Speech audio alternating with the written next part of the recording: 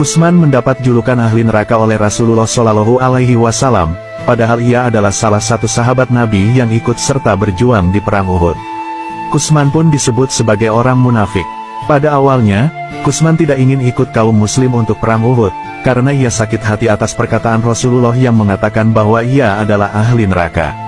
Keesokan harinya, kaum perempuan Bani Zafar datang dan mencela Kusman. Hai Kusman, orang lain keluar ikut berperang, sedangkan engkau berdiam diri saja di rumah. Apakah kau tidak malu?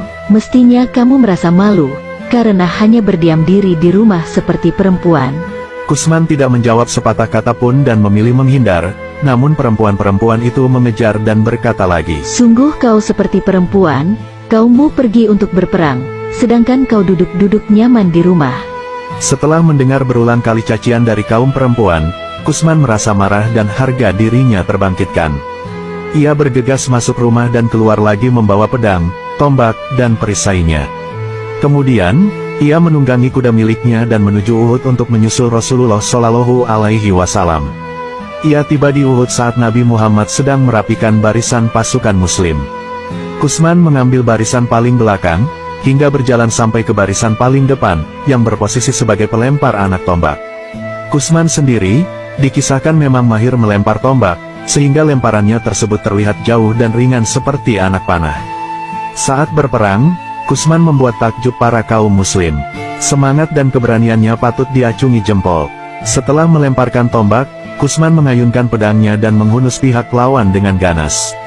Orang yang menyaksikan Kusman bertanya-tanya, mungkinkah orang yang pemberani dan hebat saat berperang akan jadi ahli neraka?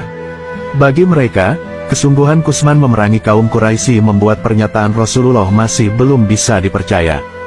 Banyak tokoh yang terkenal kuat dan zalim dari kaum Quraisy, mampu dibunuh dan ditebas oleh Kusman. Tentu saja pengikut Rasulullah menjadi ragu bahwa ia akan menjadi ahli neraka.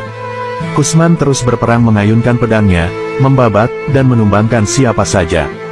Dalam telinganya, masih terngiang kecaman dan celaan para wanita yang mengatakan ia seperti perempuan. Hal itu masih membuat Kusman sakit hati. Tak hentinya Kusman mengincar kaum Quraisy untuk dibunuh, ia sangat lincah dan tak gentar. Saat kaum Quraisy mulai berkurang, harta peperangan atau honimah ikut berjatuhan. Saat dirasa menang, kaum muslimin memunguti honimah tersebut. Namun Kusman tidak tertarik dan tetap berperang, hingga pedangnya patah.